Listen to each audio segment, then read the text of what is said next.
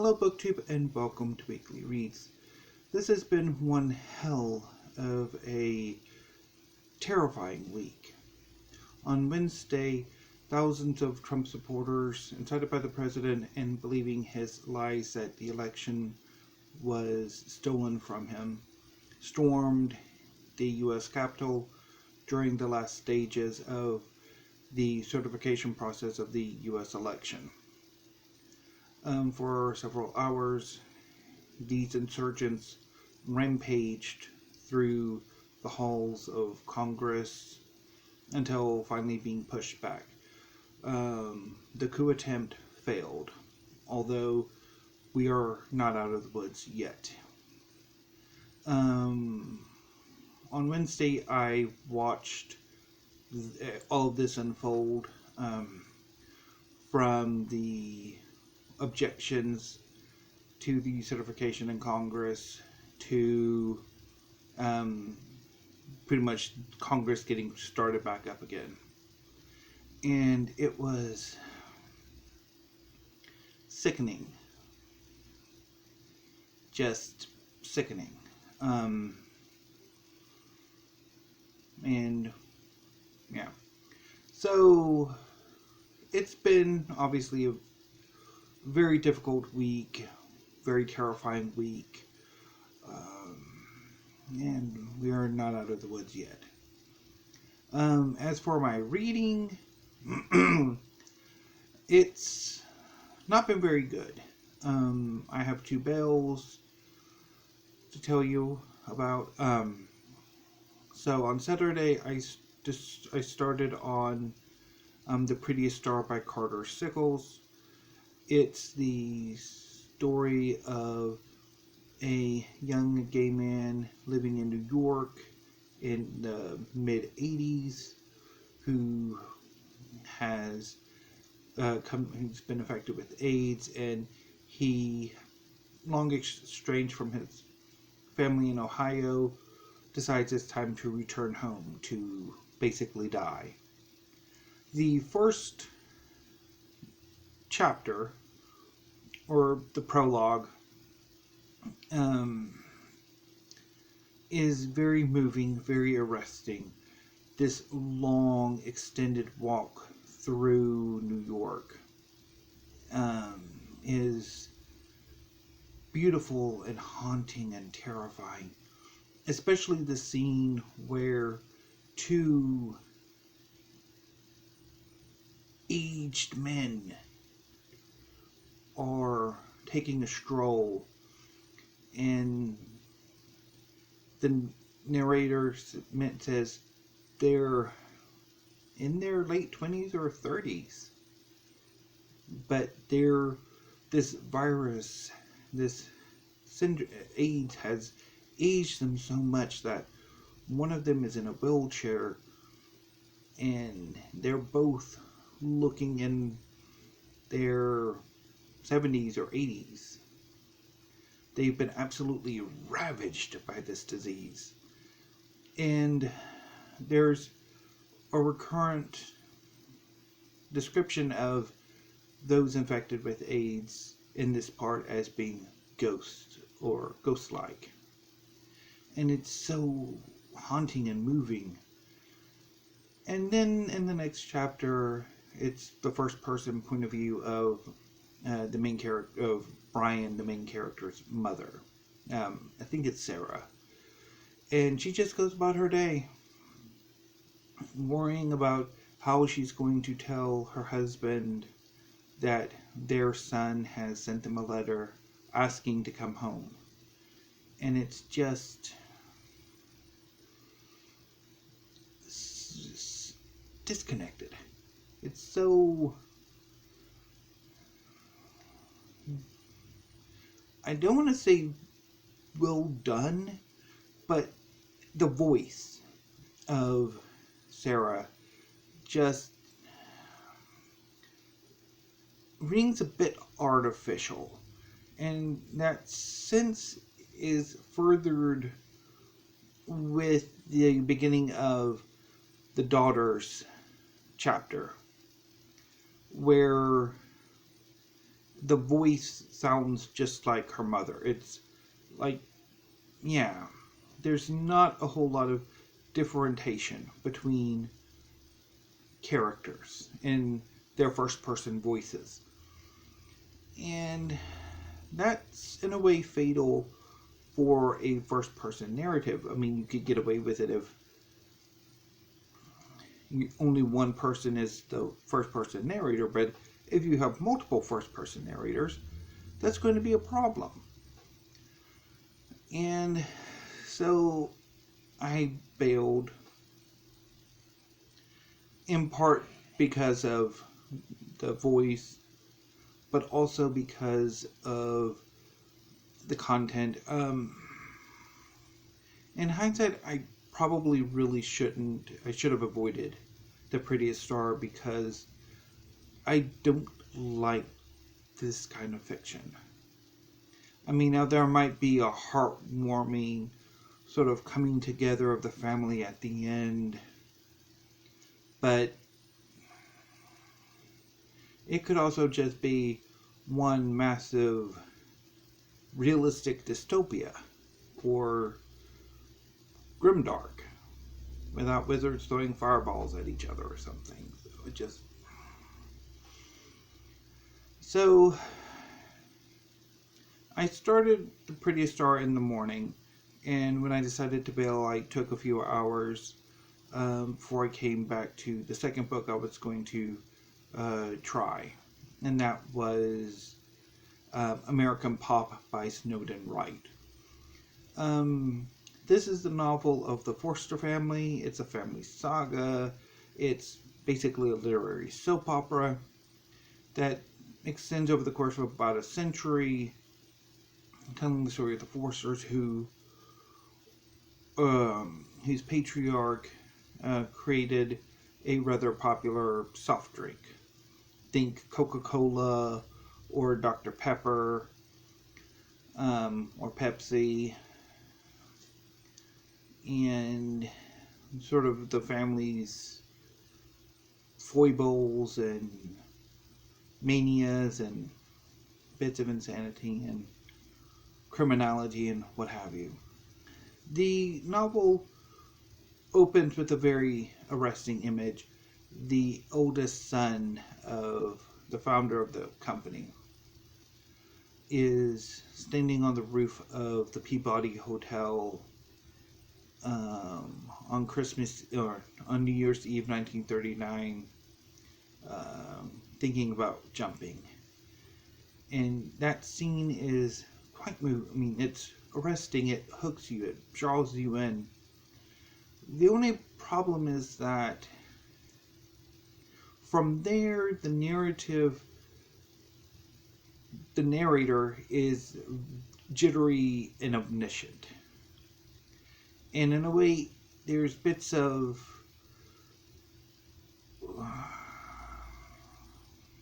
sort of in the present, but also asides to what different characters will be doing in the future. And it didn't really quite work. And sort of the time jumps I thought were quite jittery, so it really put me off. There's some really good bits with the novel. Some good zingers where I read. But ultimately, I think stylistically, maybe not the best decision. Maybe just stick with, you could get away with, say, third person omniscient, but kind of try to avoid the jittery sort of movements. Kind of stick with the scene, stick with the moment, rather than jumping all over the place. Try to be a bit more consistent. And that said,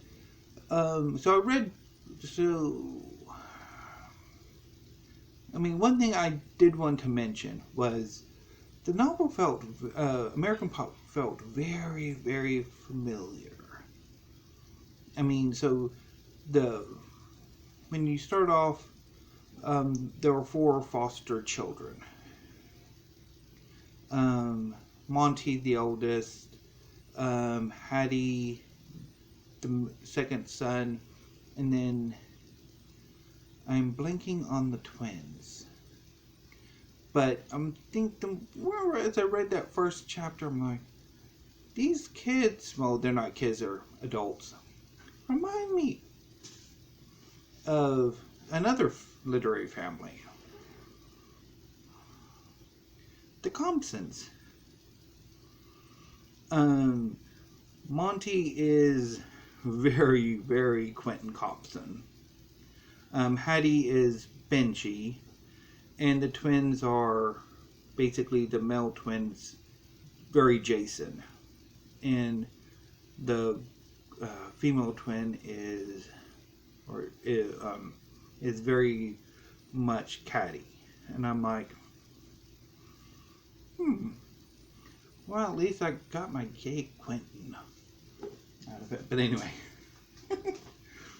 but disappointing all around. I read both of these as ebooks. I checked them out from a library, so at least I didn't buy them. So then I moved on to a book I've been meaning to get to. I have a project I've wanted to read for this year, and that was read the whole of the Legend of the Condor Heroes series, starting with A Hero Born. So I've read this book 3 times, and within 3 years. And my last rereading was about May of last year. So it hasn't been all that long. And that probably is coloring my readings this time. Also, I do have a tendency to, the more I reread, the more critical I get. So, anyway, because I looked back at my review from last May, and I was considerably more positive than I will likely be in this review. But anyway, so a quick synopsis of The Legend of the Condor Heroes. The Legend of the Condor Heroes is part of a trilogy of novels written by Yong that take place over the course of the 13th and into the 14th centuries. It largely covers the end of the Song dynasty and the rise of the Ming dynasty. So The Legend of the Condor Heroes, the first book in the trilogy, is the story of Guo Jing, who will become a Song patriot. And so A Hero Born is the first part of this first novel. So in the English translation, The Legend of the Condor Heroes is broken up into 4 volumes. The first being A Hero Born. So in this volume, we basically get the prologue, the time before Guo Jing's birth. And Guo Jing, his family comes from Ox Village. His father is Sky Fury Guo. His mother is Lily Li. His father is a Song patriot with some martial arts skills who is hiding as a farmer. His one brother, Ironheart Yang, is of similar Song patriot stock, hiding out as a farmer, and he's married to Charity Bao. One day, Ironheart and Sky Fury see a Taoist monk running across their fields, and they invite him in. And a brief conflict ensues. Which is typical of Chuji, this very short-tempered Taoist monk. They work it out. Sometimes it doesn't work out. And they become friends, especially after Chuji wipes out a force of Song and Jin soldiers sent to capture him or to kill him after he'd assassinated a corrupt Song official. But they weren't entirely thorough, and one of the soldiers escapes, the most important of the lot. And he is rescued by Charity Bao, who nurses him briefly back to health. He falls in love with her, and a few months later organizes an attack on Ox Village to capture her and basically comfort the widow. Before this, both Charity and Lily Lee are pregnant, and their husbands sort of come to an agreement that if they're the same gendered children, they would be sworn siblings, and opposite gendered, they would marry. So the attack happens. Sky Fury is killed. Lily Lee is kidnapped by the commanding officer and eventually ends up in Mongolia. Charity is captured by the prince, and he comforts the widow, and they eventually marry. And they both have sons. Lily Lee has Guo Jing, and Charity has Yang Kang, who is adopted by the prince, so he goes under a different name. And during this, Chuji goes in pursuit of them, and he runs into, basically in his pursuit of the guy who led the attack, he encounters the 7 Freaks of the South. Chuji being Chuji, and the 7 Freaks being the 7 Freaks. They get into 2 fights because nobody actually has the sense of going, did you actually check the soldiers who are hiding with you? Nope. Probably should have done that. But anyway. So eventually, once they figure out, okay, what happened, they sort of have unfinished business because they still want to fight. So they come to an arrangement where the 7 Freaks would go track down Lily Lee, and Chuji would check out Charity, and they would raise those children and teach them martial arts. And then in 18 years, they would come back to this town in China, Jiangxing, and they would fight. Yeah, so anyway. So, and stuff happens. So Guo Jing is born on the steppes of Mongolia. He's eventually adopted, kind of sort of, by Temujin, later Genghis Khan. And he's found by the 7 Freaks, and they train him, and then eventually send him south, where he starts his adventures. So the novel ends with Guo Jing in the Jin capital, where he's gotten into significant amount of trouble. And also a long delayed reunion is happening. So anyway,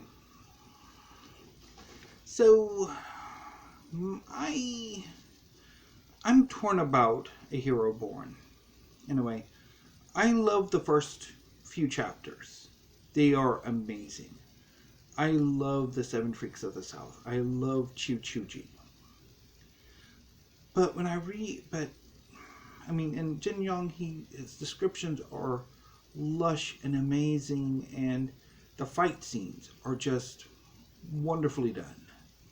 Absolutely wonderfully done. But there's a point where I run up into a wall during the Mongolian arc. And I'm not entirely sure why that is.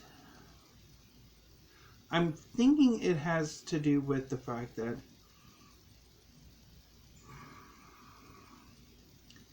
in a way, this is basically, you have to get the childhood done. But I'm also wondering if it could also be I'm not fond of Guo Jing as a character. He's a very upstanding young man, very sort of moral. He has a hero complex. He will basically, if he sees an injustice, he will try to right it, with or without understanding the context of what's going on. And it does get him into trouble. At the same time, he's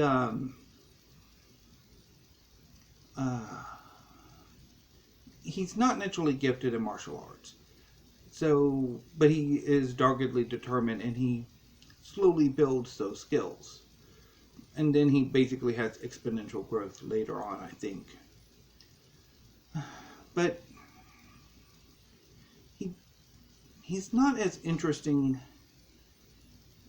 as the Seven Freaks or Chuchuji or Lotus, his primary love interest.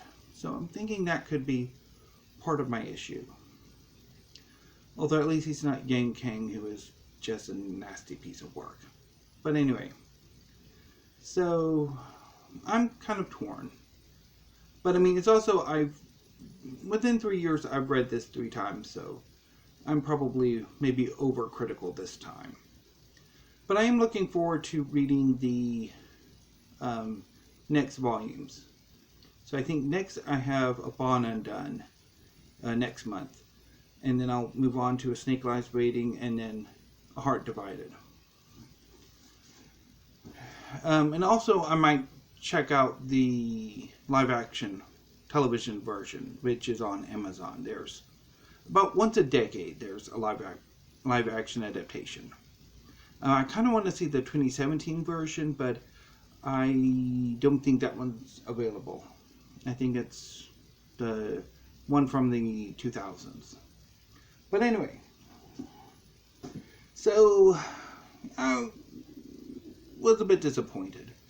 And then today I read a Batman graphic novel, a Batman Black Mirror by Scott Snyder, which I read years ago and quite liked it, and I still rather like it, although I'm a bit more critical now.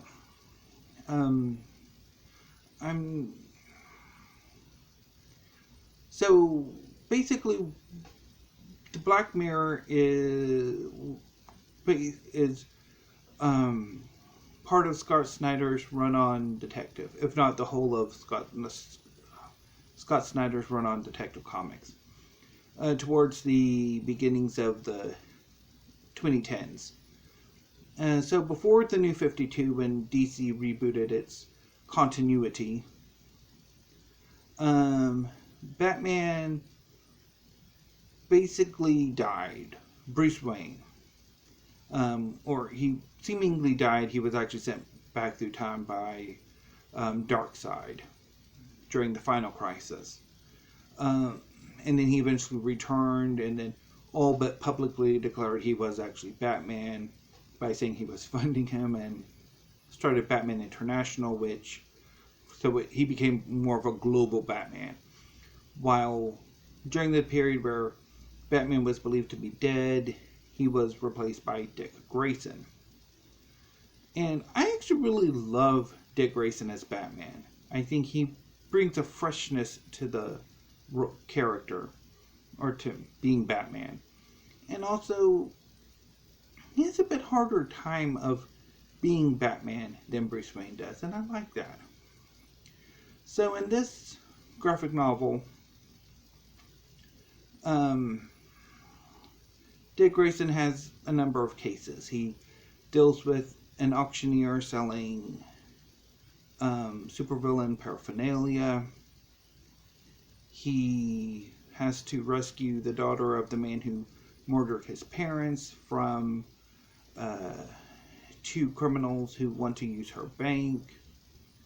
And he also confronts the son of Commissioner Gordon, which also serves as a sort of simmering B plot throughout most of these sort of mini arcs before getting to the main arc dealing with James Gordon Jr. And that's really, interesting. So James Gordon Jr. is the son of Commissioner Gordon.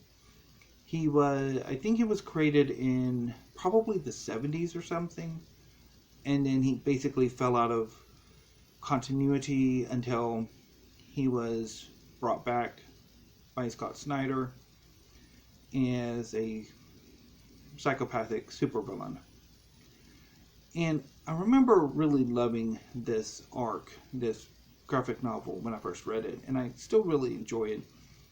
Although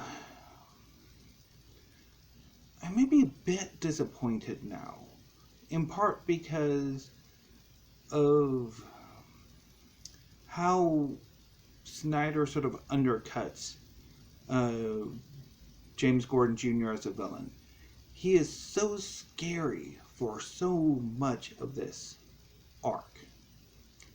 And then he basically just becomes your standard supervillain at the end with the motive rant, the evil scheme, the whole supervillain stupidity, the villain ball, or the villain idiot ball. Anyway, that it just really undercuts him as an effective antagonist. And that sort of, I noticed it on this reading, how Snyder sort of, I don't know if it was intentional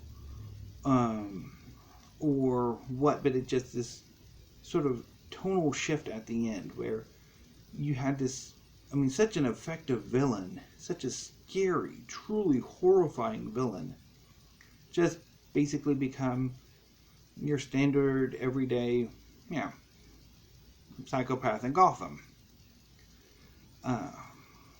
And I also wasn't entirely happy with how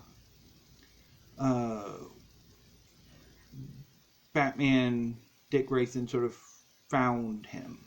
He basically had this subdermal tracking device, and it didn't quite work, I don't think. So I'm wondering if maybe there was some rush to this.